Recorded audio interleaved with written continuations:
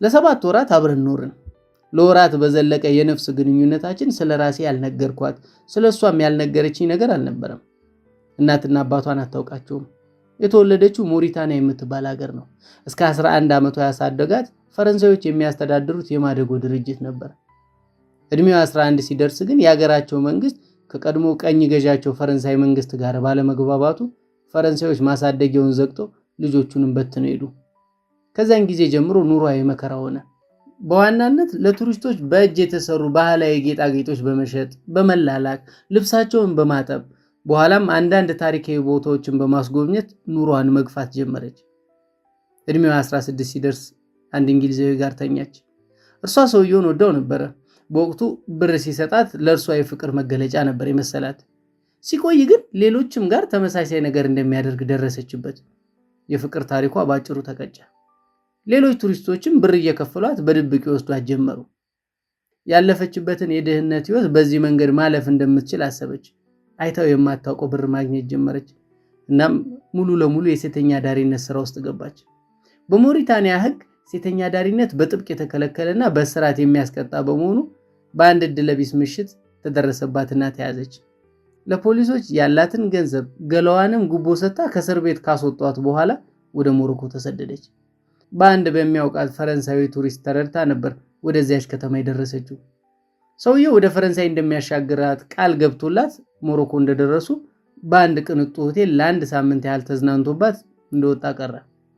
ከዛ በኋላ ኑሯን በሴተኛ ዳሪነት መግፋት ቀጠለች። ውብ ሰውነቷ ወንዶች የሚሻሙበት ሴት አደረጋት።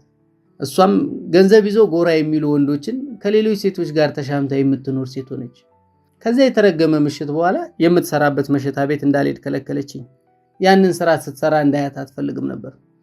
ስራዋ ላይ በጣም ቁጡና ሞገደኛ ነበረች።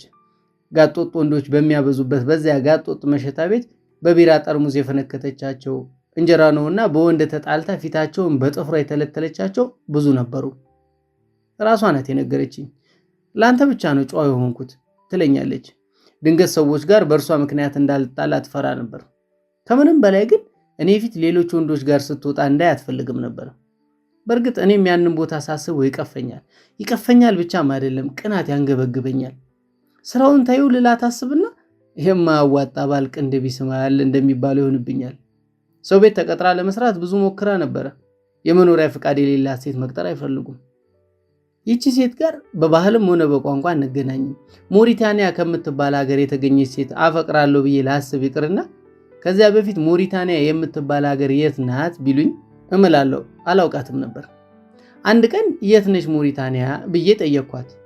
እዚህ እኮ ነች አለችኝ በአገጯ እየጠቆመች። እውነትም እዛው ነበረች። ሰው ሀገሩን ይመስላል እንዴ? ሞሪታኒያ በምዕራብ በኩል አትላንቲክ ውቅያኖስ የሚያዋስናት፣ በሰሜን ደግሞ ንዳዳሙን የሰሃራ በረሃ ተንተርሳ የከተመች ሀገር ናት። በእሳትና ውሃ መሃል ያለች ሀገር የፈጠረቻት እሳትና ውሃ የሆነች ልጅ ጋር ነበርኩ። ሞሮኮና ሞሪታኒያ ነገረ ስራቸው እንደ ኢትዮጵያና ኤርትራ ነው ሲላቸው ታሪክ አጣቅሰው አንዱ ያንዱን ድንበር ይገባኛል ይላሉ። እንደውም ሞሮኮ የሚለያቸውን በረሃ ተሻግራ ሙሉ ሞሪታኒያ የታላቋ ሞሮኮ አካል ነበረች ትል ነበር። ማለትም ብቻ አይደለም ሞሪታኒያን እንደ አገር እውቅና ሳትሰጣት ቆይታለች።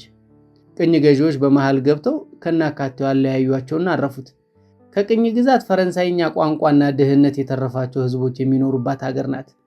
ይህች ከድፍድፍ ነዳጅ እስከ ወርቅ ከብረት እስከ ዩራኒየም የተቸራት ሀገር ህዝቦቿ ባገኙት ቀዳዳ እንደቀረው አፍሪካዊ ሁሉ የስደትን ጽዋ ይቀምሳሉ። እርግማን ነው። ስደት የሚባለው ነገር ምኑን ከምኑ እንደሚቀላቅለው ሳስብ የሆነ ጢማም ተንኮለኛ ሳይንቲስት ይመስለኛል። ቁጭ ብሎ ዓለምን እንደ ላብራቶሪ ብልቃጥ ፊቱ አቅርቦ እኛዋን ነዋሪዎቿን ከዚያና ከዚህ እያነሳ የሚጨምርን እናም እስክንዋሃድ የሚወዘውዘን የሚበጠብጠን። ስደት ትርምስ ነው። ስደት መለያየት ነው። ደግሞም ስደት መቀላቀል ነው። የሆነው ሆኖ እንደዚያ ስወድቅና ስነሳ አልሳካ ያለኝን ወደ አውሮፓ የመሻገርን ገላዋን ሸጣ ያጠራቀመቻትን ጥሪት አሟጣ ስደቴን ባላሰብኩት ፍጥነት ያሳካችልኝ ይህቺ ሴት ነበረች ብል ማን ያምናል? የአገሬ የሰርግ ቤት ዘፋኝ ምን ያለው አማጭ ነው የተከለፈለፈ ማሩን ኮተቱ ቀላቅሎት አረፈ ያለው እንዲህ ያለው ነገር ቢገጥመው ይመስለኛል። ራስህን ወተታል ካልባልና ብልም ግን እውነት አለኝ። ወተትም እንደኔ አልተናጠ። አጥባቂ ሃይማኖተኛ ቤተሰብ ውስጥ ነው ያደግኩት። እንኳን ሴተኛ ዳሪነትን የቤት ልጆች ነን የሚሉ ሴቶች ጋር በፍቅር መቀራረብ በሩቅ የምፈራ ነበርኩ። ግን ህይወት እንዲህ ነውና እዚህ ልጅ ጋር የጦፈ ፍቅር ውስጥ ወደቅኩ። ከቀለበት ውጪ ልክ እንደ ባለ ትዳር ነበር አኗኗራችን። ዛናታ ህልም አልነበራትም። የመሰደድም ሆነ ወደ አገሯ የመመለስ እቅድ አልነበራትም። በአገሯ ይሄ ስራ ነውር ነው። ግን ደግሞ ህይወት ነውር አታውቅም። ያቺ መልካም ሴት እኔ ጋር እስከምንገናኝ ምንም እቅድ አልነበራትም። በቃ ሴተኛ ዳሪ ናት። ትሰራለች፣ ትኖራለች። እኔን ካገኘች በኋላ ግን ተስፋ ጀመረች። መጀመሪያ እኔ ከወጣው በኋላ ልትከተለኝና አውሮፓ ልንኖር አቀድን። ስለምንወልዳቸው ልጆች አወራን። የመጨረሻ ቀን ምሽታችን አሳዛኝ ግን ደግሞ በተስፋ የተሞላ ነበር። በሌሊት ባህር ወደምንሻገርበት ጀልባ ሄድነው አብረን ነበር። የመጨረሻ ቃሏ ምን ነበር? ፈጣሪ ይከተል ብላ ከብር የተሰራ ጫፉና ጫፉ እንደ ባብ ጭንቅላት የተደበለበለ ቀጭን ብራስሌት ግራ እጄ ላይ ያጠለቀችልኝ። በእኔ ሀገር ባህል ይሄ ከክፉ መንፈስ ይከላከላል ብለን እናምናለን አለች።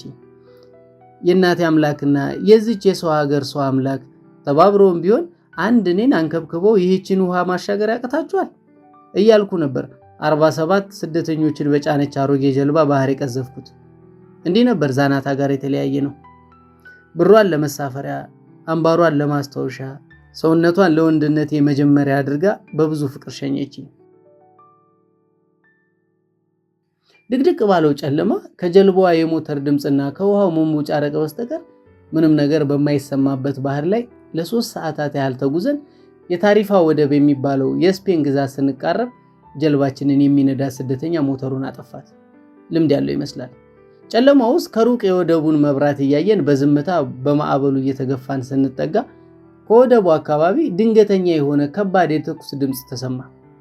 ወዲያው በሰማዩ ላይ እንደ ጅራታም ኮከብ የሚበር ነገር እየተምዘገዘገ ወደኛ አቅጣጫ መጥቶ ሰማዩ ላይ እንደ ርችት ፈነዳና የብርሃን ዝናብ በላያችን ላይ ዘነበ። አካባቢው በደማቅ ብርሃን ሲጥለቀለቅ አይኖቻችንን ጨፍነን መንጫጫት ጀመርን። በበኩሌ ያለቀልን ነበር የመሰለኝ። ወዲያው ሌላ ተኩስ ተከተለ። ይሄኛው ለደቂቃዎች እንደ ፀሐይ ከበላያችን ቆሞ ባህሩን ቀን አስመሰለው። ወዲያው 2 ትልልቅ ደማቅ ብርቱካን ቀለም ያላቸው የሞተር ጀልባዎች ውሃውን እየሰነጠቁ ወደኛ በፍጥነት ሲበሩ ተመለከትን። የኛን ጀልባ ሲቆጣጠር የነበረው ስደተኛ ማንም ሰው እንዳይንቀሳቀስ፣ የስፔን ድንበር ጠባቂ ፖሊሶች ናቸው፣ ጀልባችን ተበላሽቷል በሉ አለና ከጀልባዋ ኋላ የተንጠለጠለውን የመቅሰፊያ ሞተር ነቅሎ ወደ ውሃ ውስጥ ወረወረው። ከዛም መሃላችን ገብቶ ተቀመጠ። ጀልባዎቹ እንደደረሱ በድምጽ ማጉያ ፖሊሶቹ መናገር ጀመሩ። ፖሊሶች ነን፣ ማንም ሰው ወደ ውሃው እንዳይዘል፣ ጥልቅና ቀዝቃዛ ነው። ጀልባው ላይ ህጻናቶች አሉ፣ እርጉዝ ሴቶች አሉ፣ የታመመ አካል ጉዳተኛ፣ የጦር መሳሪያ የያዘ። ጀልባ ውስጥ ውሃ ገብቷል። ከጥያቄው በኋላ ወፍራምና ረዥም ገመድ ቁልቁል ወረወሩልን። ጀልባችን ከነሱ ዘመናዊና ግዙፍ ጀልባ ጋር አቆራኘናት። በቀስታ እየተጎተትን ወደ ወደቡ ተጓዘን። በዚህ ሁኔታ የአውሮፓን ምድር ለመርገጥ በቃው።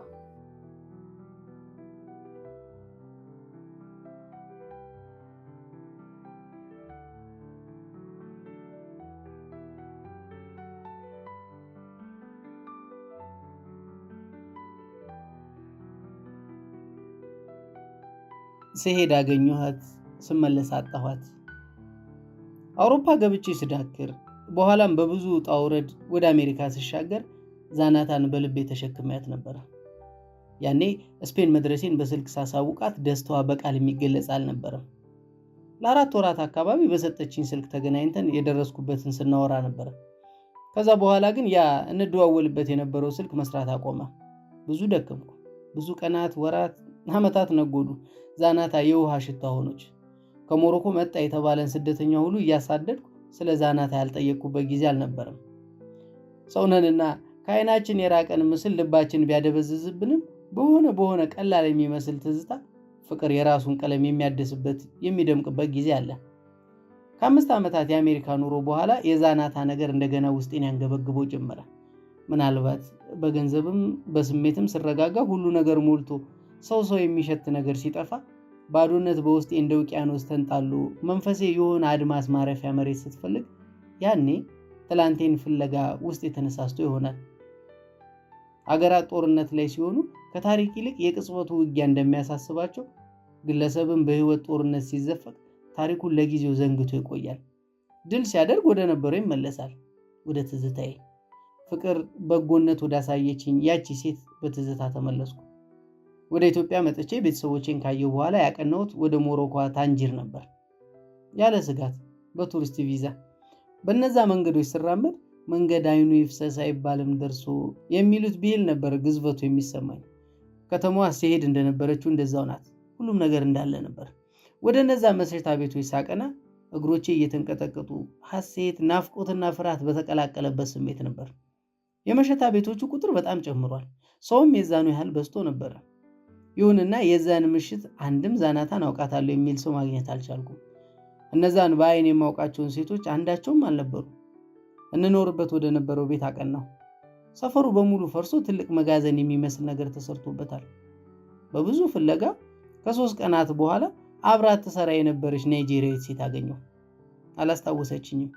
ሴትዮዋ በዚህ ፍጥነት ትልቅ ሴትዮ መስላለች። ጥያቄ አሰልችቷት ነበር። መጠጥ ስገዛላት ተረጋጋች። ከብዙ ምልክትና ማብራሪያ በኋላ ግን ትዝ አላት። ሞቅ ብሏት ንግግሯ እየተደናቃቀፈ ስለነበር ማስታወሷን ተጠራጥሬ ነበር። ሊያልቅ የተቃረበ ሲጋሯን በላይ በላዩ እየሳበች ጭሱን አንዴ ወደ ላይ አንዴ ወደ ጎን በዘፈቀደ ታንቦለቡለዋለች። በጭሱ ውስጥ በቸልታ አየችኝና በረዥሙ ተንፍሳ ያቺ ቆንጆ ልጅ አስታወስኳት። ቆንጆ ጥርሶች ነበሯት። ፈረንሳይኛ፣ እንግሊዘኛ፣ አረብኛ ትናገር ነበር። ወንዶች በጣም ይወዷት ነበር። አስታወስኳት። እንደገና ፊቷ የተቀመጠውን ብርጭቆ አንስታ በአንድ ትንፋሽ ጨለጠችውና በመጠጡ ምሬት ፊቷን አጨፈገገች። ትዕግስት በሚፈታተን እርጋታ አዲስ ሲጋራ አውጥታ ለኮሰች። የሆነ ጊዜ ተጣልተን አሮጊት ብላ ሰድባኛለች። ሁሉም እንደዚያ ነው የሚለኝ። እድሜን ላቆመው አልችልም አለች በቅሬታ። ድንገት ኮስተር አለችና ምን ሆነህ ግን አለችኝ። ጓደኛዋ ነበርኩ። ከተለያየን ቆየን። ላገኛት ከሩቅ ቦታ ነው የመጣሁት። ከየት? ፈራ ተባ እያልኩኝ ከአሜሪካ። 2 እጆቿን ወደ ሰማይ ዘርግታ ወይ ጉድ፣ እድለኛ ልጅ ነች። ሞታ እንኳን የምትፈለግ። እኔ ቆሜ ፈላጊ የለኝም አለች። ሞታ ነው ያልሽው አልኩ በድንጋጤ። ሲጋራ በያዘው እጇ ወደ ተንጣለለው ባህር እየጠቆመችኝ ከ4 ይሁን 5 ዓመት በፊት ተገድላ አስክሬኗ ውሃ ላይ ተጥሎ ተገኘ። በዚያ ምክንያት እነዚያ ውሻ ፖሊሶች ሰብስበው አስረውን ነበር። ብዙ ሰው ጋር ትጣላ ነበር። በጣም ወጣት ነበረች ደግሞ አለች። ሁኔታዋ ተራ ነገር ያወራች ነበር ይመስሉ። የያዝኩት የቢራ ጠርሙስ ከእጄ አምልጦኝ መሬት ላይ ሲወድቅ ናይጄሪያዊቷ ሴት ምንም ሳይመስላት መሄድ አለብኝ፣ አሮጊት በሆንም ቀድማኝ ሞተች፣ ይቅርታ ደነገጥክ መሰለኝ ብላኝ ተነስታ ሄደች።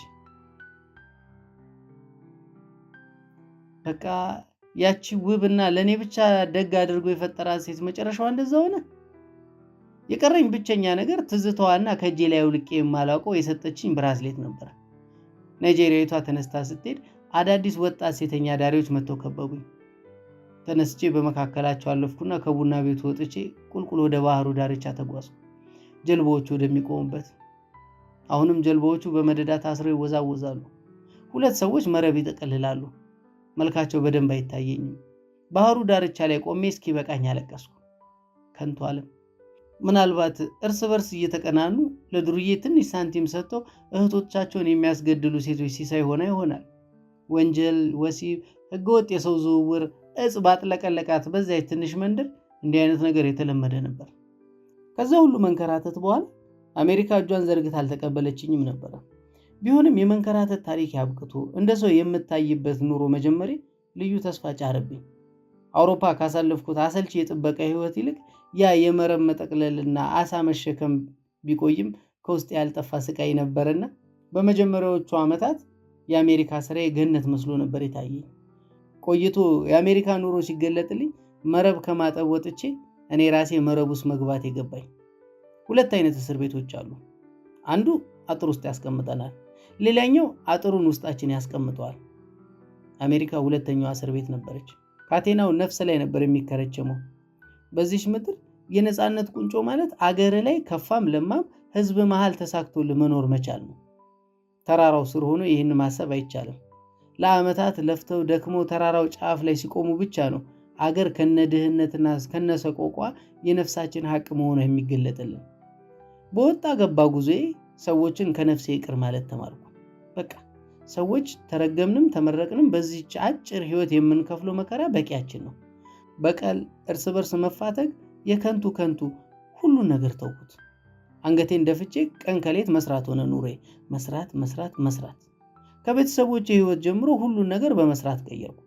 14 ዓመታት ግራ ቀኝ ሌላ ህይወት ሳልመኝ 2 ስራ እየሰራው ከመረቤ ለመውጣት ተጋው። በእርግጥም የተሳካልኝ ይመስለኛል። ከ21 ዓመት የጀመረ መንከራተት 40 ልደፍን 1 ዓመት ሲቀረኝ እግዚአብሔር በቃ አለኝ መሰለኝ ጠቅልዬ ሀገር የገባው። እድል ከብዙ ጀርባ መስጠት በኋላ ፊቷን አዙራልኝ አሜሪካ በምትባል ግዙፍ አሳ ነባሪ ተውጬ ተተፋው። የስሜ አንድምታ ቆይቶ ገረመኝ። አሳ ነባሪ ውጦ የተፋው ዮናስ አሜሪካ ውጣ ከተፋችኝ እኔ ጋር ስም ተጋራን። ሁለቱም አንዴ የዋጡትን አጽሙን ካልሆነ አይተፉም ይባላል። እውነት ነው። የህይወት አጋጣሚ አሳ ነባሪውንም አሜሪካንም እንዴት እንደሚውጠና እንዴት እንደሚተፋ አሳይቶኛልና ያው ምስክር ነኝ። እናም አዋዋጡ አንድ አይነት ባይሆንም እኔ ዮናስ ጥላሁን እንዲህ ለዓመታት በስደት ጥርስ ታኝኬ ተተፋው። ነፍሴ ላይ የመረረ የጥርስ ማህተም ቢኖርም እነዛን ጠባሶች ህይወት ጋር ተፋልሜ ድል በመንሳቴ ያገኘኋቸውን ኒሻን አድርጌያቸዋለሁ እንጂ አልማረርም። በአዲስ ህይወት እንደምፈወስም ተስፋ አደርጋለሁ። ህይወት ተአምር አያልቅባት መቼስ። ቢሆንም ተስፋ ራሱ ህመም እንዳለው አልዘነጋም።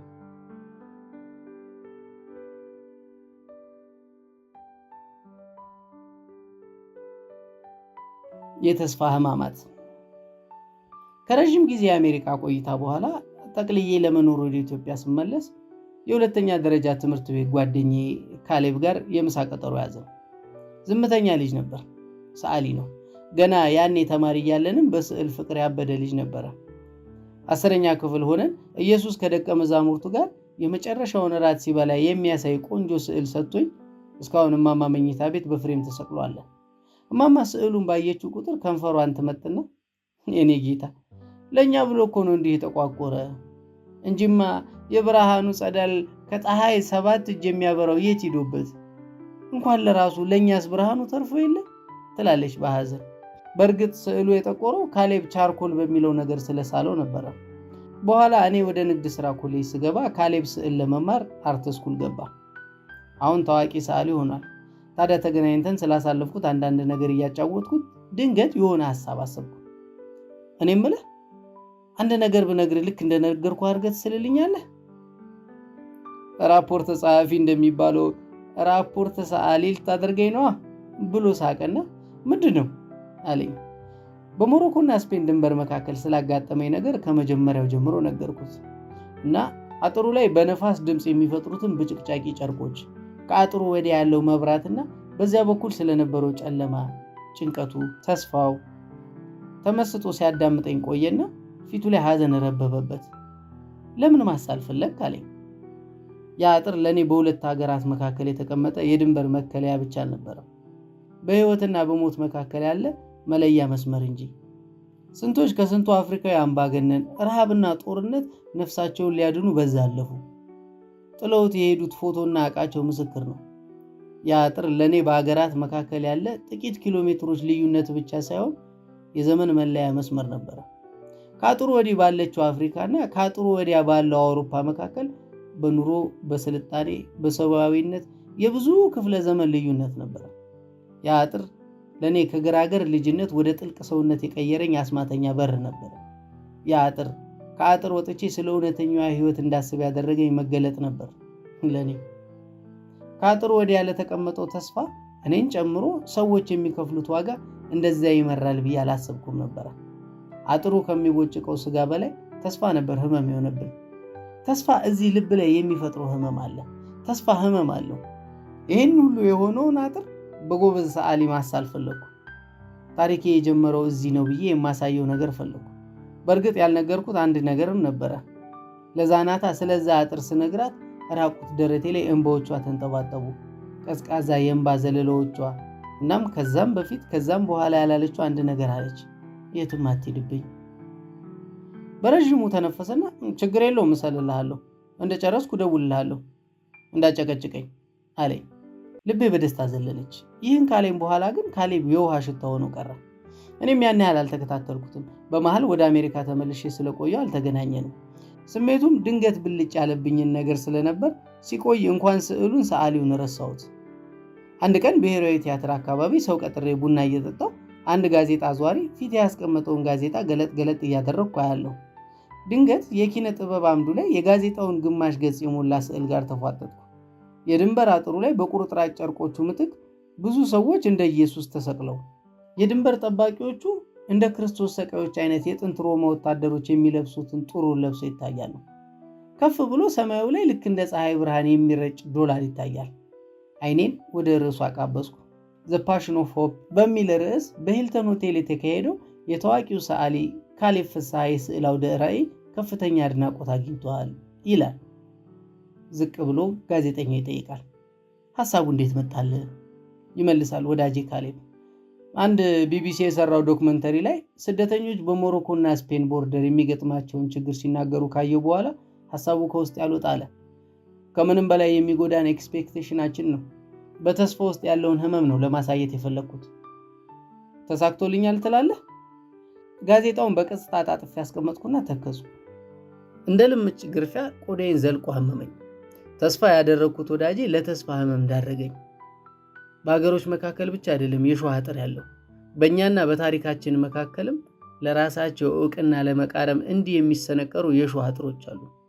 ስደቴን ሳይሰደድ፣ እይታዬን ሳይ፣ ህልሜን ሳያልም፣ ህመሜን ሳይታመም፣ ናፍቆቴን ሳይናፍቅ፣ በመሰናክሌ ሳይሰናከል ታዋቂው ወዳጄ የማያውቀው ትላንቴን በብሩሹ ቀማኝ።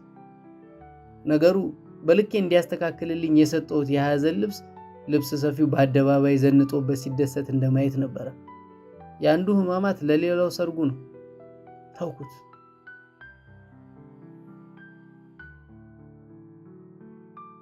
ህይወት ሲጠያይም ባለቤቴ ማህደረ ሰላም ወሬ የሚሰለቻት ሴት ናት። ሲበዛ ዝምተኛ፣ ካወራችን ባጭሩ ተናግራ ወደ ዝምታው የምትመለስ ሴት። አንዳንዴ ወሬዋ ከማጠሩ የተነሳ የተቋረጠ ስለሚመስለኝ ትቀጥላለች ብዬ አይኗን ሳያት አለቀ ትለኛለች። እስቃለሁ። ምንም እንኳን ዝምተኝነቷን ገና የኮሌጅ ተማሪዎች እያለን የማውቀው ቢሆንም ከተጋባን በኋላ ግን ብሶባት ነበር። ወይም በዚህ ቅርበት ስታዘበው ተጋኖብኝ ይሆናል።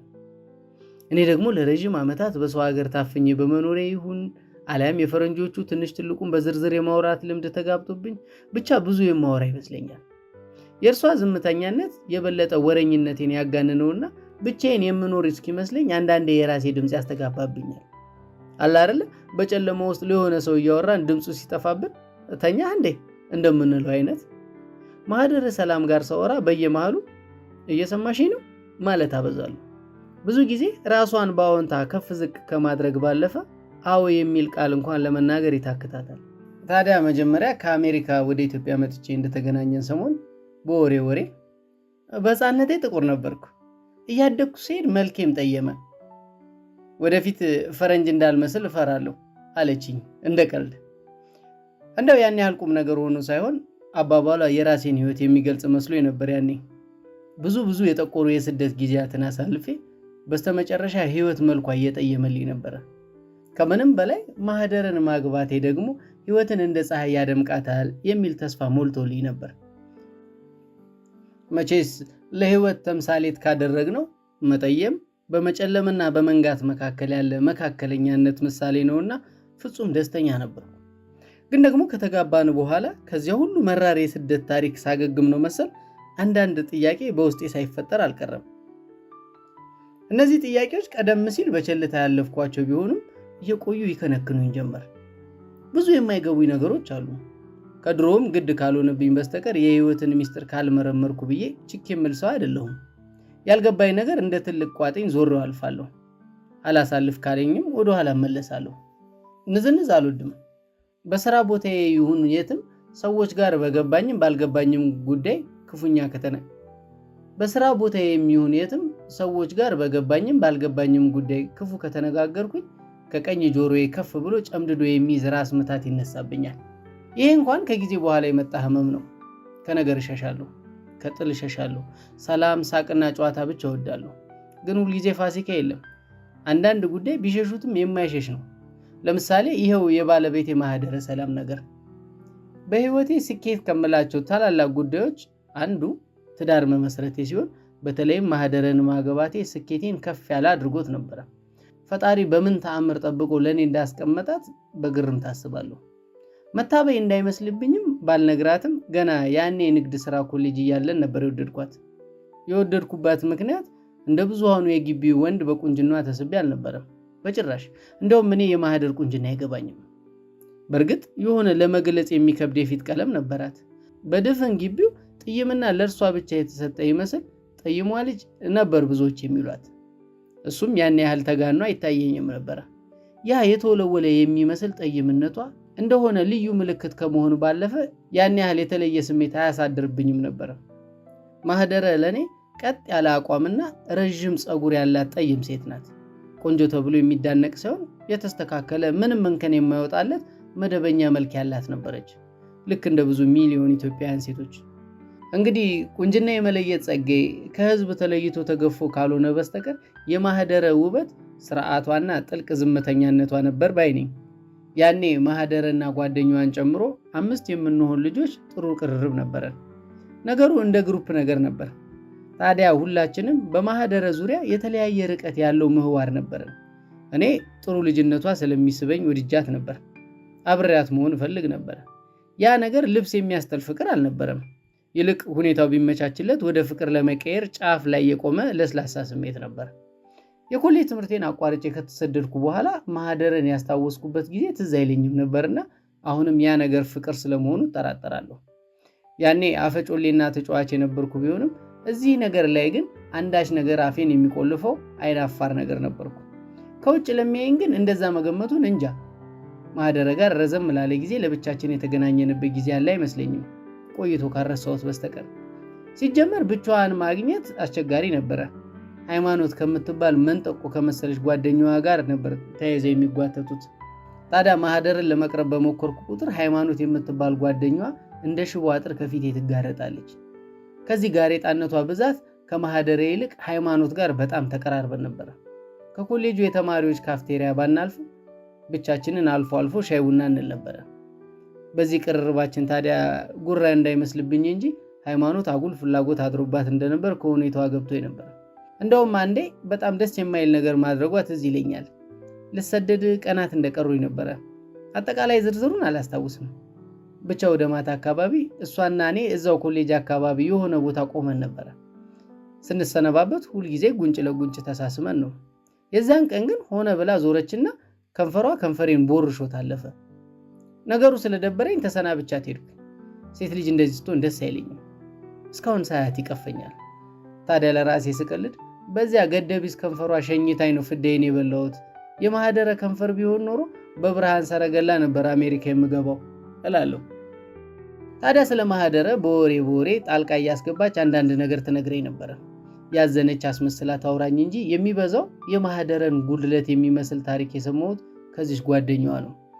ይህቺ ሃይማኖት የምትባል መልክም አመልም የነሳት ልጅ ስንጋባ የማህደረም ሚዜ ነበረች። በግልጽ ፊቴ ላይ እንዳያስታውቅ ብጠነቀቅም እስካሁን ቤታችን በመጣች ቁጥር ደስ የማይል ስሜት ነው የሚሰማኝ።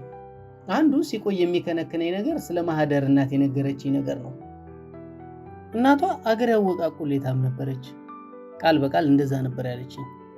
አለሌ ነገር ነበረች፣ ግን ደግሞ ብታያት እንዴት እንደምታምር። አባቷን ከ3 ልጆቻቸው ጋር ጎልታቸው ሌላ ወንድ ጋር ተያይዛ ጠፋች አለችኝ። ዛሬ ላይ ሳስቡ ስለ ጓደኛዋ ገመና ያውም ማህደርን ለወደዳትና አብሯት ለሚማር ልጅ በዚያ ልክ ማውራት ለምን አስፈለገ ብልም ያኔ ግን ምን ነው 3 ልጅ ከወለዱ በኋላ ብያለሁ። ያንን ከሩቅ የሚሸሹትን ፊቷን ወደኔ ያስጠግታ ልጆቹን የወለደቻቸው ከሰውየው አይደለም እየተባለ ይታማል። እንዲያውም ሰውየው አልጋ ላይ ችግር ስላለባቸው ነው ወንዶቹ ጋር የምትሄደው እየተባለ ይወራል። ደግሞ ልጆቹን ስታያቸው ሐሜቱን ወደ ማመን የሚገፋፋ መልክ ነው ያላቸው። 3ቱም በመልክ አይመሳሰሉም። ብቻ እግዚአብሔር ነው የሚያውቀው። በእርግጥ ከዛ በፊት ባላውቃቸው ከአሜሪካ ተመልሼ ማህደረ ጋር ጋብቻ ካሰብን በኋላ ቤተሰቦቿ ጋር አስተዋውቃኝ ነበር። ከዚያን ጊዜ ጀምሮ እስካሁን ወንድሞቿን ባያቸው ቁጥር ሁል ጊዜ ይሄ ነገር ትዝ እያለኝ ይቸገራሉ። የማህደረ ተከታይ ኤፍሬም ይባላል። ለስላሳ ጸጉሩ ውሃ ሲነካው የሚተኛ ወደ ቢጫ የሚወስደው ቅላት ያለው ልጅ ነበር። በዚያ ላይ ረጅም። የሁሉም ታናሽ መስፍን ደግሞ ጥቅጥቅ ያለና ከርዳዳ ጸጉር ጠይም ቆዳ ያለው እንደ እድሜው በቁመቱም ከሁሉም የሚያንስ ልጅ ነው። ሁሉንም የሚያመሳስላቸው አንድ ነገር ሲበዛ ትሁቶች መሆናቸው ብቻ ነው። ወሬው እውነት ነው ብዬ ብቀበለው እንኳን ይሄ ትህትና የአስተዳደግ ውጤት ነውና አባታቸው ምን ያህል ጥሩ አባት እንደሆኑ የሚያሳይ ምልክት ነበር ለኔ።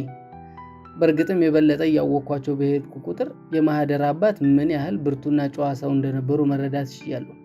እንደውም አልፎ አልፎ ውጪ እየተገናኘን አንድ ሁለት ማለታችን አልቀረም። ይሄ ነገር ማህደር ፊት ላይ ፈገግታ ሲፈጥር ተመልክቻለሁ። እንግዲህ እንደ ጓደኛዋ ሃይማኖት አባባል ከሆነ የማህደረ ዝምተኝነትና ከሰው መለየት እንደ በሽታ የተጠናወታት እናታቸው ትታቸው ከሄደች በኋላ ነበረ።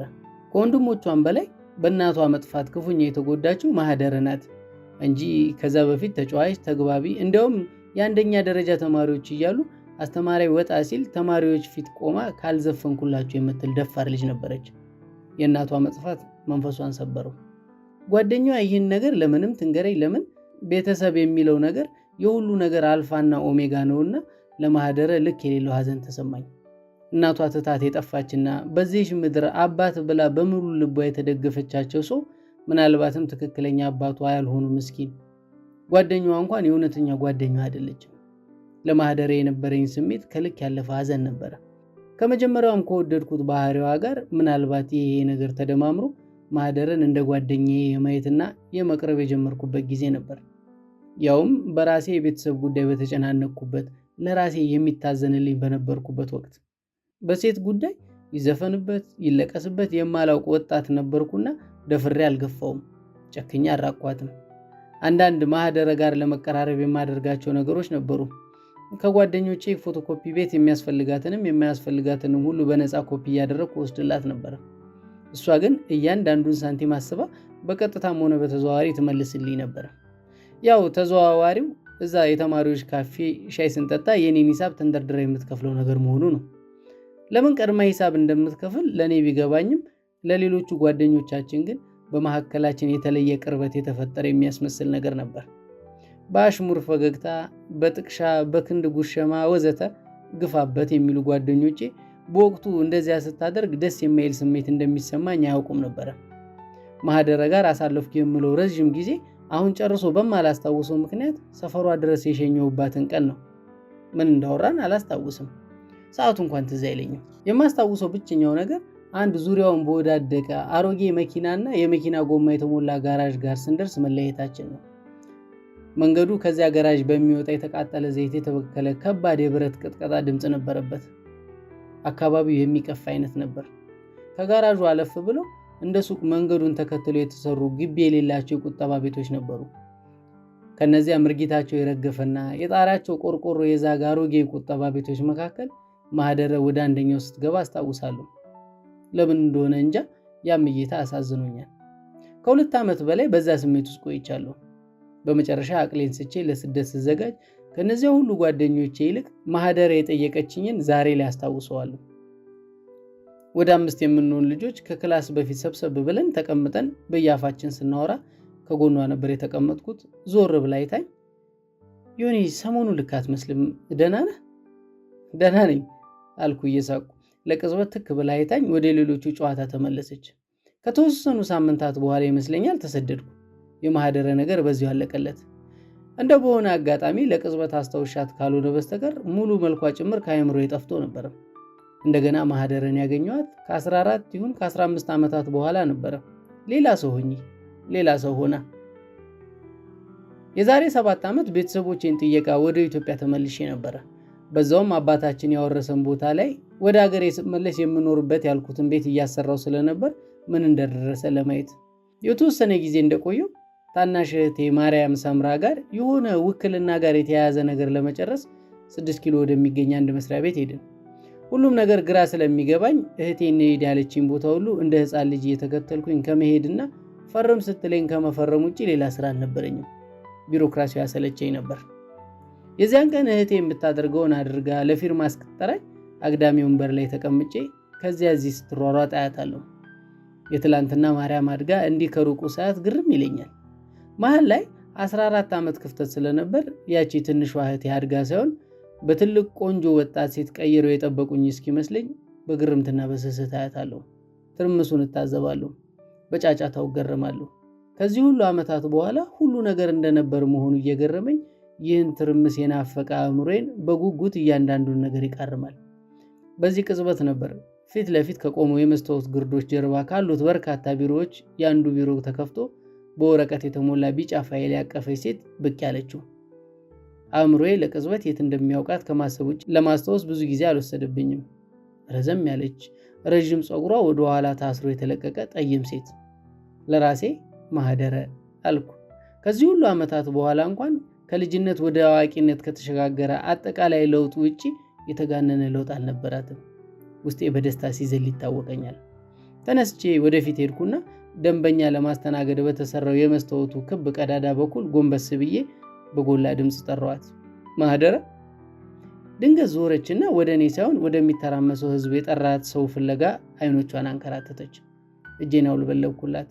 ግራ በመጋባት አየት አደረገችኝና ወደ እኔ መጣ በትህትና አቤት አለችኝ። ፊቷ ላይ ምንም አይነት ማስታወስ አይታይባትም ነበረ። በዚህ ትንሽ ቅሬታ እንደተሰማኝ ያስታውሳለሁ። ያን ያህል አርጅቼ ይሆን ከሚል ሐሳብ ጋር ካጎነበስኩበት ቀና ብዬ በፈገግታ ጠፋሁብሽ አልኳት። ትንሽ የሀፍረት ፈገግታ ፊቷ ላይ እየታየ ወደ ቀኝ በኩል ተራመደች። በዛ በኩል መስታወስ ስላልነበር በግልጽ መታየት እንችል ነበረ። እናም ትንሽ አየችኝና ዮኒ እንዳትሆን ብቻ ብላ በሳቅ ስትፍለቀለቅ ነፍሴ በሐሴት ተሞላች። ከሆነ አይነት ሞት በኋላ የሚያውቁኝ ሰዎች ወዳሉበት ዓለም በትንሣኤ የተመለስኩ እስኪመስለኝ ውስጤ በደስታ ዘለለ። ያቀፈችውን ፋይል የሆነ ጠረጴዛ ላይ ያስቀመጠችና ሌላ በር ከፍታ ወደ እኔ መጣች። ተቃቅፈን በሳቅ አውካካን። ከውስጥ መስታወቱ ያንጸባርቃል፣ ለዛ ነው አለች ይቅርታ ባዘለ ድምፅ። አንተ አንቺ እየተባባልን በግርምት ስንተያይ ቆየን። እንዲህ ነበር ከፀጉር በቀጠነች አጋጣሚ ማህደርን ዳግም ያገኘኋት። የዚያን ቀን እህቴ ጋር አስተዋወቅኳቸው። ታዲያ ስንወጣ እህቴ ምን አለችኝ? የፊቷ ጥራት ሲገርም ንኪው ብሎኝ ነበር። ወይ ይሄ ፊት አልኩ ውስጤ። ማህደር ጋር ስልክ ተቀያይረን ከተለያየን ከ3 ቀን በኋላ ይመስለኛል ደወለችልኝ። መቼ ረፍት እንደምትሆን ስላላወቅኩ የእርሷን ስልክ ስጠብቅ ነበርና ደስ አለኝ። በቀጣዩ ቀን ቅዳሜ ምሳ ልንበላ ተቀጣጠርን። ሳገኛት እንደመጀመሪያው ቀን ፍንድቅድቅ አላለችም። ትንሽ ቁጥ ሆና ነበር። ቢሆንም ብዙ አወራን። የሚበዛውን ያወራሁት እኔ ብሆንም እሷም ትምህርት አቋርጬ ከሄድኩ በኋላ የተወራውን እዚያች ፎቶኮፒ ቤት ሄዳ ጓደኛዬ ምን ሆኜ እንደጠፋው እንደጠየቀችው ነገረችኝ። በዚህ ንግግሯ ውስጥ የተደሰተ የሆነ የመፈለግ ስሜት ተሰማኝ። እንዲሁ የኮሌጅ የጓደኝነት ቅርርባችን የፈጠረው በሚመስል ግልጽነት ህይወት እንዴት ነው አልኩ። የዛን ቀን እጄን ታጥቤ ልምጣ ብላ ሄዳ ከሩቅ ላስተናጋጁ ሂሳብ ስትከፍል አየኋት። አንዳንድ አመል እድሜ ልክ አይለቅም። ከዛን ቀን በኋላ ግንኙነታችን አስገራሚ ነበር። እረፍቴን ጨርሼ ወደ አሜሪካ እስክመለስ ድረስ በየቀኑ በሚባል ሁኔታ እንገናኝና ሻይ ቡና ብለን እንለያያለን። አልፎ አልፎም እራት እንበላለን። ስፈራ ስቸር ይቅርታ በግል ጉዳይሽ ከገባው እንዲህ የጓደኝነት ጥያቄ ነው አላገባሽም አልኳት።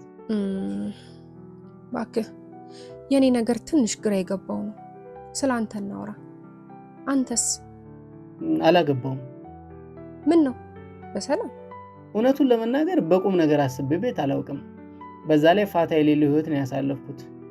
ስልሽ እንኳን ስለሌላ ሰው ማሰብ ስለራስሽ የሚያስረሳ። እኔ እንጃ፣ ምናልባት ይሄ አስቀያሚ መልኬ የሚስባት ሴት ጠፍታ ይሆን? ተሳሳቅን። ከ3 ወር ረፍቴ የሚበዛውን ማህደረ ጋር ጥሩ ጊዜ አሳለፍን። አንድ ነገር እየገረመኝ ነበር። አንድም ቀን በቀጠርኩባት ሰዓት አይመቸኝም ብላኝ አታውቅም። ይሄ አደፋፍሮኝ ነበር ወደ አሜሪካ ልመለስ 2 ሳምንት ሲቀረኝ ከከተማ እንድንወጣ የጠየቅኳት። አንገቷ እንዳቀረቀረች ደስ እንዳለ አለችኝ። የነገሮች ፍጥነት ገረመኝ። መታበይ መሆኑ ቆይቶ ቢገባኝም አሜሪካና ሴት የሚል አጉል ሐሳብ ውልብ ብሎብኝ ነበር።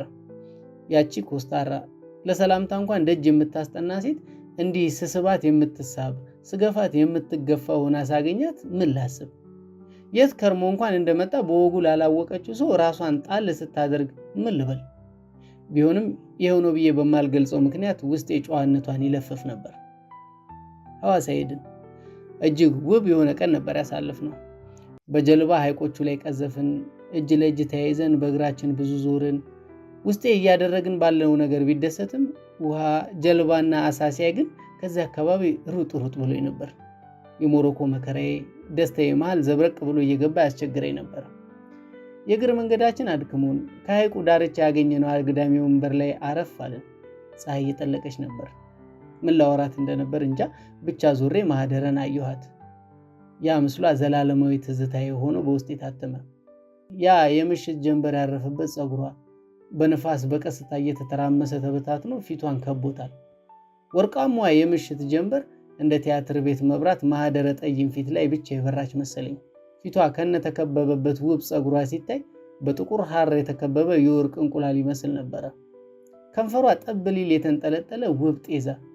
ጀንበር እዛ አድማሱ ላይ ሳይሆን ፊቷ ላይ የምትጠልቅ ነበር የሚመስለው።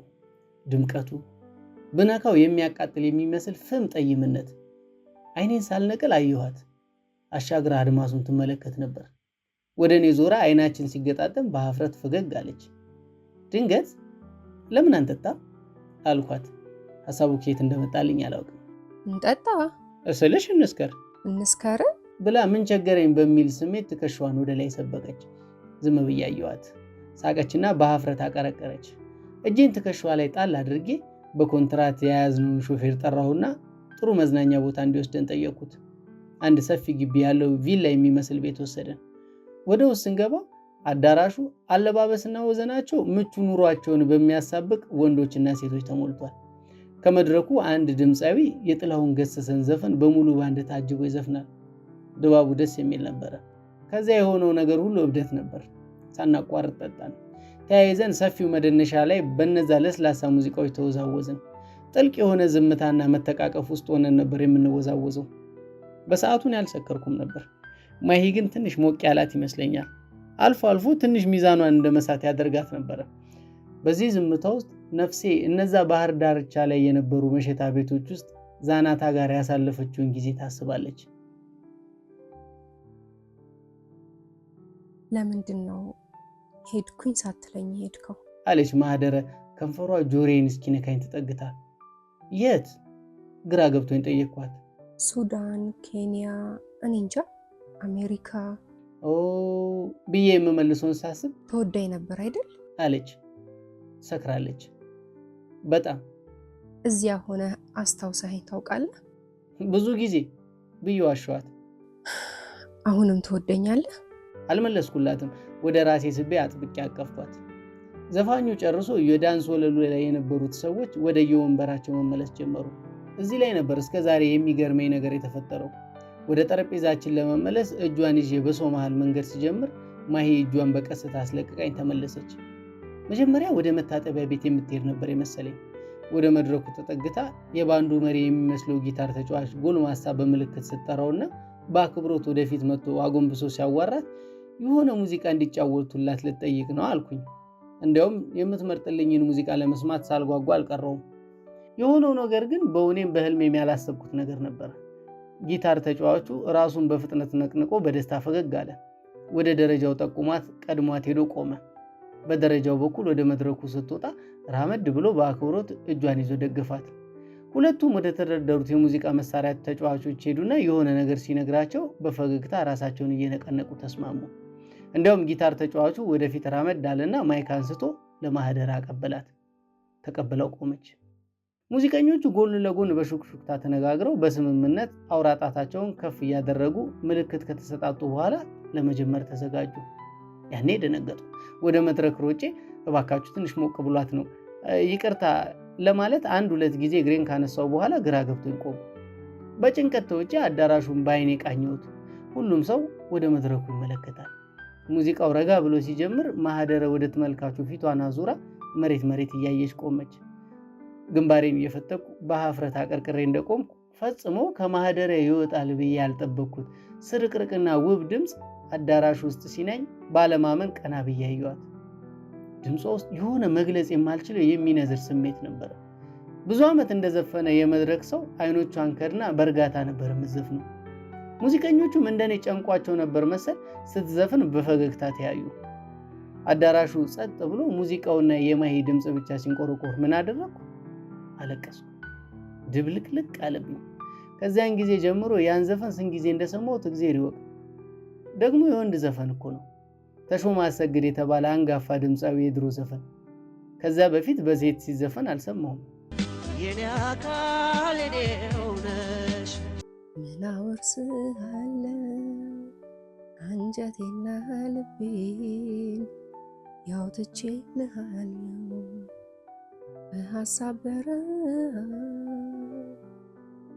ብቃጠል ብቀልጥ የመውደድን ረሃብ የፍቅርን ውጥ ካንተ ትንፋሽ በቀር በምንም አልቆርጥም። ከዚህ በላይ መቀጠል አልቻለችም። ሳግ ተናነቃት። ማይኩን በስርዓት አስቀምጣ ከመድረኩ በፍጥነት ወረደች። አዳራሽ ውስጥ የነበረው ሰው ረጅም ጭብጨባ አጅቧት ወደ እኔ መጣች። እያለቀሰች ነበር። እንሂድ አለች። ተያይዘን ወጣን። ወደ ያዝነው ሆቴል ነበር በዝምታ ሄድነው። ቀን ላይ ለየራሳችን 2 የተለያዩ ክፍሎች ብንይዝም በዚያ ምሽት ግን ወደ እኔ ክፍል ስንገባ ምንም አላለችም። ሌላ ክፍል መያዟንም የረሳችው ነበር የምትመስለው። ፍዝዝ ብላ ነበር። መጠጡ ይሆናል ብዬ አሰብኩ። በዝምታ ተጠጋኋት። ዝም። አቀፍኳት። ዝም። መሳሳም ጀመርን። ድንገት እንባዋ ተዘረገፈ። ማይ ደህና ነሽ? ወደ ክፍልሽ ልውሰድሽ አልኳት። ከልቤ ነበር። ራሷን ባሉታ ነቅንቃ በደከመ ድምፅ እንተኛ አለችኝ። ቀድማ ወደ አልጋው ተራመደች። ልብሶቻችንን አውላልቀን በጨለማው ስንተቃቀፍ ምን ገረመኝ? የሰውነቷ ለስላሴ። በህይወቴ የመጀመሪያ ከሆነችው ዛናታ ጀምሮ አሜሪካ ከገባው በኋላ አልፎ አልፎ አብሬያቸው እስከወጣው ሴቶች ከማናቸውም እንደ ማህደረ ገላ የሚለሰልስ ሰውነት አላጋጠመኝም። የህፃን ልጅ ሰውነት እንኳን እንደዚህ አይለሰልስም። በዛ ጨለማ ውስጥ የለቅሶ ሲቃ በሚተናነቀው ድምፅ ማህደረ ደጋግማ የምትለው አፈቅርሻለሁ በለኝ አፈቅርሻለሁ በለኝ ነበር። በዛች ሌሊት ነበር ላገባት ውስጥ የወሰነው። ምክንያቴ ደግሞ ይህ አባባሏን ፈጽሞ በተሳሳተ መንገድ ስለተረጎምኩት ነበር። በትክክል የመሰለኝ ማህደረ ኮሌጅ እያለን ያፈቀረችኝና በመሄዴ የተጎዳች ለዓመታት ፍቅሯ ውስጧ ቆይቶ ስታገኘኝ የፈነዳ አይነት ነበር። ለምን ፎቶኮፒ ቤት ሄዳ የት እንደሄድኩ ጠየቀች። ለምን ሳትነግረኝ ሄድክ ብላ ወቀሰችኝ። ጓደኝነታችን በግሩፕ ነበርና እንደ ጓደኛ ካወራች ለምን ሳትነግረኝ ሄድክ ነበር ማለት የነበረበት። ለምን መታወሷን ማወቅ ፈለገች? በግሏ ነበር ያዘነችው አልኩ። እንዲያውም ይህን ዓመት ብቻዋን እያሰበችኝ አስታውሻት ባለማወቄ ጸጸት ቢጤም እንደተሰማኝ ትዝ ይለኛል። ምንም እንኳን ከአሜሪካ ነቅዬ ለመምጣትና ሀገሬ ላይ ለመኖር ካሰብኩ ቆይቼ የነበረ ቢሆንም ከፉከራ ያለፈ ቁርጥ ያለ ጊዜ አላስቀመጥኩም ነበር። ማህደረን ካገኘው በኋላ ግን ወሰንኩ።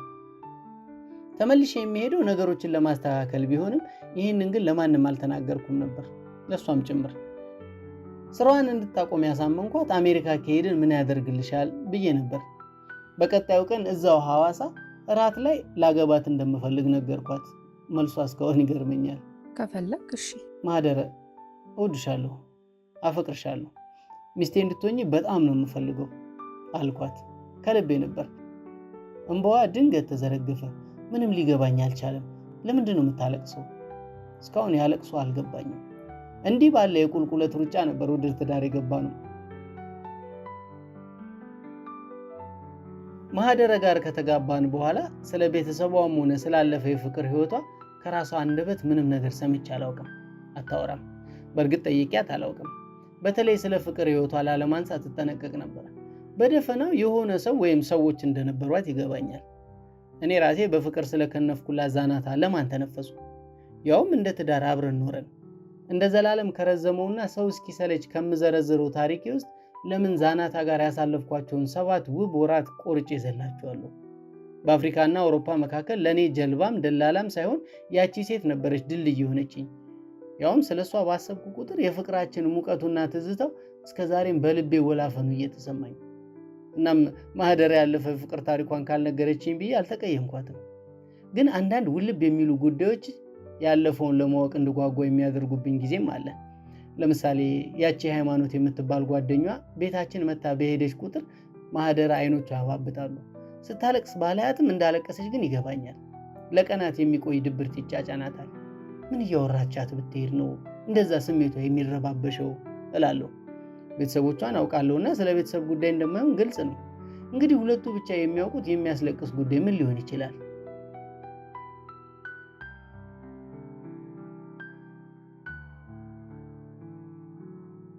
አለማወቅ ደጉ። የሚስቴን ገላ ከኔ በፊት ማንና እንዴት እንዳቀፈው የመስማት ፍላጎት የለኝም። ድንግልና ለኔ የሥጋ ጉዳይ ብቻ አይደለም። አንዲት 30 ዓመት ያለፋት ሴት ለምን ድንግልና ሆና አላገኘኋት የሚል ጅል አይደለሁም። ቅሬቴ የሚመነጨው እየገፋችኝ ያለችው እሷ ናት ወይስ ውስጧ ያለ ሌላ ሰው የሚለውን ሳስብ ነው። ይህንንም ግን አልጠየቅኩም። ለምን? የማናውቀውን ታሪክ በግልጽነት ስም በማውራት የትዝታ ሥጋ ማልበስ ነገሩ ከሆነው በላይ በሐሳባችን ሲሆን እንዲኖር መፍቀድ ነው። አጠቃላይ እውቀት የዝርዝሩን ያህል አያበሳጭም፣ አያስቀናም፣ አያሳዝንም። የሆነ ፍቅረኛ ነበራት ወይም ፍቅረኞች ነበሯት። በቃ ካወራንበት ያ የሆነ የማይታወቅ ሰው መልክ፣ ስም፣ ባህሪ፣ ስራ፣ ሀብትና በፍቅር ያሳለፉት ጊዜ ሁሉ እውቀታችን ይሆናል። ያወቅነው ነገር ነው በመረጃ እየተደገፈ የሚያበሳጨንና የሚያስቀናን። የማወቅ ጉጉታችን ቢገፋን እንኳን መተውን የመሰለ ፈውስ የለም። በአንዳንድ ጉዳዮች አለማወቅን የመሰለ እውቀት የለም። አዎ ማን ጋር ምን እንዳደረገች ከግምት ባለፈ አላውቅም። ስለማላውቅ አላስታውስም። ስለማላስታውስ ምንም አላደረገችም። ስለዚህ በድንግልና ያገኘኋት የምወዳት ሚስቴ ናት እላለሁ ለራሴ። ሁላችንም ልናወራው የማንፈልገው ታሪክ ይኖረናል። ምናልባትም ዋናው ታሪካችን ያ ልናወራው የማንፈልገው ታሪክ ይሆናል። መጠኑ ይለያይ እንጂ ሁሉም ዛፍ ስር አለው። የደበቅነው ታሪካችን እንደ ዛፍ አላፊ አግዳሚ ለሚያየው ህይወታችን የማይታይ ስር ነው። አወራነውም አላወራነው፣ ታየም አልታየም፣ እዚያ የተደበቀ የታሪክ ስራችን ላይ ነው የምንቆመው። ወደፊት እስከቀጠልን ድረስ ተመልሶ መነካካቱ ምናልባትም ዛሬያችንን ሊረብሽ ይችላልና ባለቤቱ ፈቅዶ እስኪተነፍሰው መተው ይሻላል ባይ ነኝ። ያለፈ ነገራችን እየተመላለሰ ዛሬያችንን እስካረበሸ ድረስ ስራችንን በነበረበት ትተን በሚታዩ ፍሬዎቻችን፣ በሚስቡ አበቦቻችን መፋቀር፣ መዋደድ፣ መከባበር አንችልም ወይ? እንዲህም ባስብም ግን የማህደረን የበዛ ዝምታ ውስጥ ይሁን ብሎ ተቀብሎታል ማለት አይደለም። ባልጠይቃትም ላገቡት ሰው ይቅርና ለጓደኛ እንኳን ስለ ራሳችን የሆነ ነገር እንላለን እኮ። ሰዎችን አወቀን ስንል አብረናቸው በመኖር ካየነው ባህሪያቸው፣ ራሳቸው ከነገሩን ታሪካቸው፣ ፍላጎትና ስሜታቸው ተነስተን የምንገነባው ማንነታቸውን አወቀን ማለታችን አይደለም እንዴ? እገሌ እንዲህ ነው ስንል ከነዚህ ምንጮች ከሰበሰብነው መረጃ ተነስተን ነው መቼስ። እና ማንን ነው ያገባሁት ስል የማገኘው መልስ ከአንድ አረፍተ ነገር አይዘልም። ያገባሁት ንግድ ስራ ኮሌጅ ስንማር አውቃት የነበረች በኋላ አካውንታንት የሆነች ማህደረ ሰላም አምደ ሚካኤል የምትባል ሴት ናት። ስለሷ ከማውቀው ታሪኳ ይልቅ ስሟ ይረዝማል። አገሬ ላይ በወግ በማዕረግ አግብቼ ልጅ ወልጄ በመኖሬ ፍጹም ደስተኛ ብሆንም አንዳንዴ እንዲህ አይነት ስሜቶች ዘብረቅ እያሉ ህይወቴን ያጠይሟታል። ሙሉ ጨለማ ወይም ሙሉ ብርሃን የሚባል ህይወት በዚህ ምድር ላይ የለም። ጠይምነትም ቢሆን መተላለፊያ ድልድያችን እንጂ ሕያው የህይወት ቀለም አይደለም። የማህደረ ዝምታና ቀዝቃዛነት ሲበዛብኝ ለዓመታት ከእጄ ላይ ያላወለኩትን ብራዝሌት በትካዜ ነካካለሁ። ሙቀት፣ ስሜት፣ ፍቅር፣ መተሳሰብ፣ መላፋት፣ ቀልድ፣ ህልም የተሞላበት ትንሽ የደሃ ጎጆ በአእምሮዬ ውልብ ትላለች። የአንደኛችንን ወሬ ሌላኛችን በጉጉት የምናዳምጥበት ነፍሳት በዛ ጎጆ ውስጥ ነበርን። አንዳንዴ አንዲት ሴት አግብቼ የሌላ ሴት ማስታወሻ እጄ ላይ ማስቀመጥ ነውር እየሆነብኝ አውልቄ ልጥለው አስብና ግድ የለም ባይመለሱበትም የተሻገሩበትን ድልድይ መስበር ግዴታ አይደለም እላለሁ ለራሴ። ማንም የማያስታውሳቸውን ሰዎች ማንም ከማይዘክራቸው ታሪካቸው በዚህ ምድር እንደሌሉ እንዳልተፈጠሩ ከመርሳት ትንሽ ሐውልት በአደባባይ ባይሆንም ውለታቸው ባረፈበት ሰው ልብ ቢቀሩ ምኑ ነው ክፋቱ? ይቺ ብራስሌት ሌላ ትርጉም የላትም። የአንዲት ውብ ነፍስ ማስታወሻ ናት።